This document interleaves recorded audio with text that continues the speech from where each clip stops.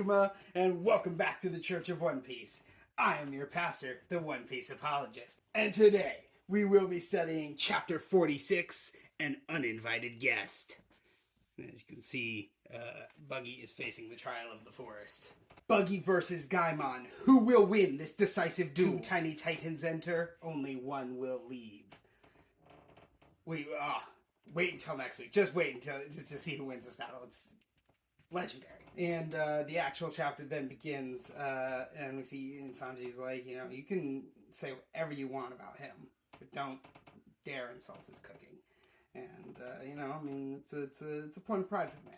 And then Zeph, Sanji said he could insult him all he wants. So then Zeph goes and calls Sanji an underdone eggplant, which I think is very funny because obviously it means he's kind of raw, or he's ungrown. He's not as ripe, I guess, if you will, even whatever.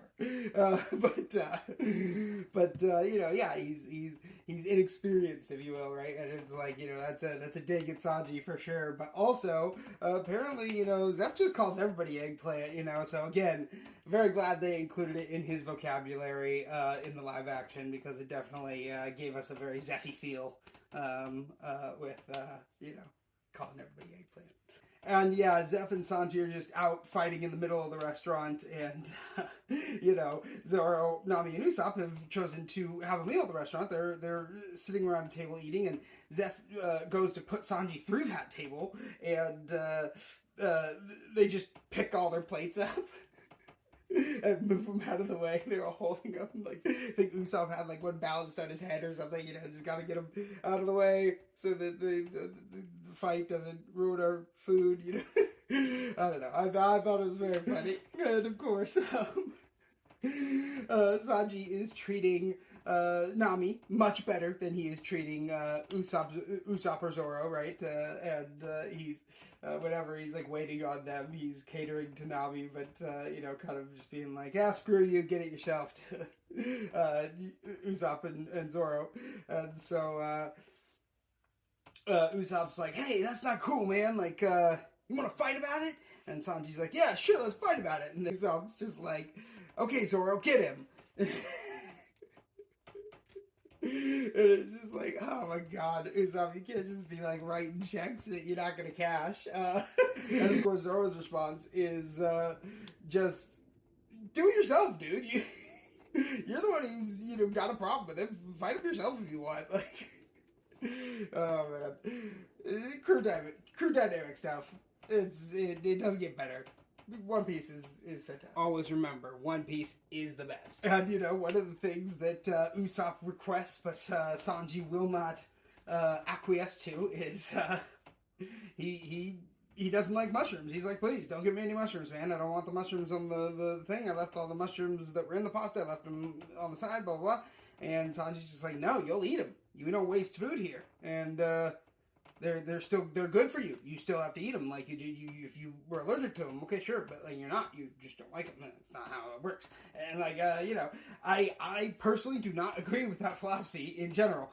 But I think that in the perspective of the One Piece world, where starvation is a much more local problem, I will say, or maybe more local threat. I'm like, yeah, then that's where it becomes a little more real, for sure. And maybe I'm, to be fair, I'm privileged. I get it. And of course, Nabi just realizes that Sanji's sweet on her, so that she's just like, do you think my meal could be free? And Sanji's just like, of course, madam, it's on the house. Just immediately. And I don't think Zeph's going to go for that.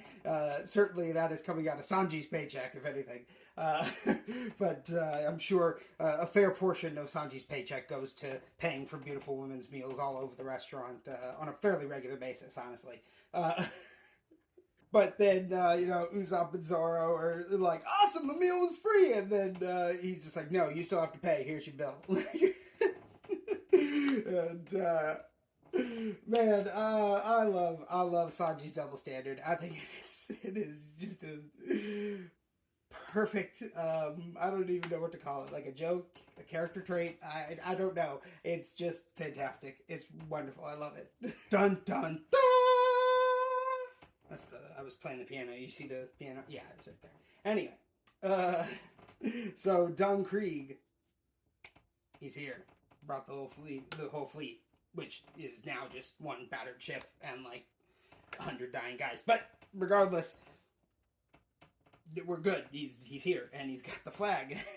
And the flag has hourglasses on it. And I think that the hourglasses are kind of cool because they said it signifies to their enemies that time is up, motherfuckers.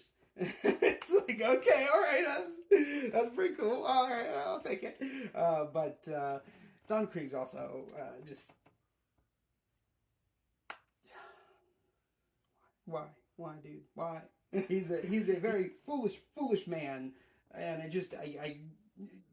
don't have sympathy for Don Krieg. He does some very dumb things for some dumb reasons, and you reap what you sow, you know? And as I said, that one ship is very battered, but the people seeing it are like, it must have been through a typhoon. There's, no way that people could cause that kind of damage. That's wild. That is so much damage. Like, oh, no way. That must have been like some sort of crazy weather pattern or something, right? But, the big flagship pulls up and Gin, now with his strength a little restored from Sanji's cooking earlier, he helps Don Krieg in on over his shoulder or whatever, and then he starts begging, please help help my captain feed Don Krieg, please.